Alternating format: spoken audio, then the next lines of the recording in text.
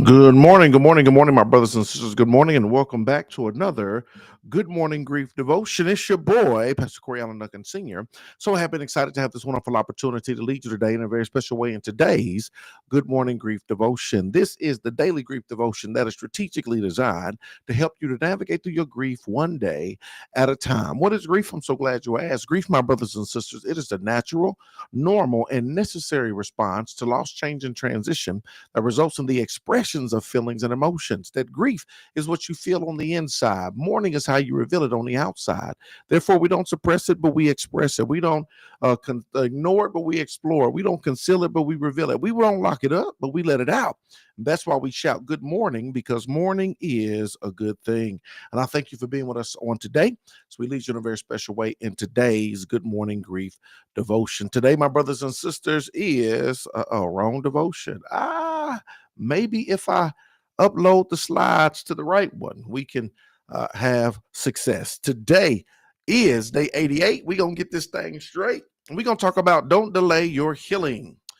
Don't delay your healing. One of my favorite scriptures, Psalms 147:3.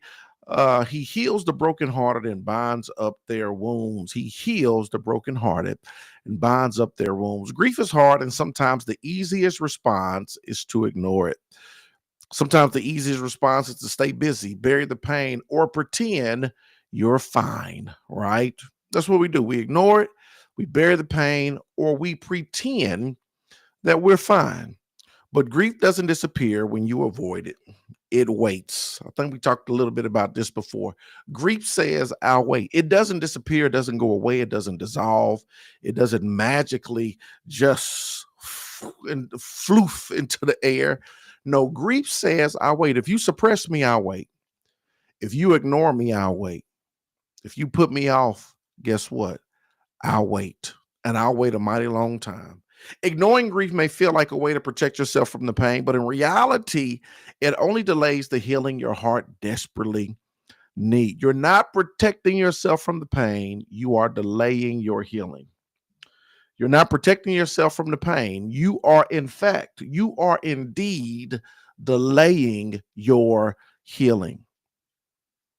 Pushing down your emotions may seem easier in the moment, but unresolved grief has a way of resurfacing in anxiety, anger, and emotional exhaustion. We push it down in the moment and we think we've gotten by. And although you've gotten by in the moment, you have not gotten away, because unresolved grief will resurface.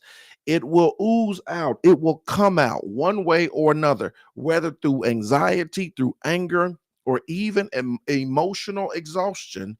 And this is all because we don't want to face what we need to fix. Healing begins when you give yourself permission to feel. Say this all the time. That's the first step. Give yourself permission to feel, whatever that is. Let me feel what I feel, right? Healing begins when you give yourself permission to feel. Facing your grief, whether through tears, reflection, or conversation, allows your heart to process what your mind struggles to understand. Y'all hear that?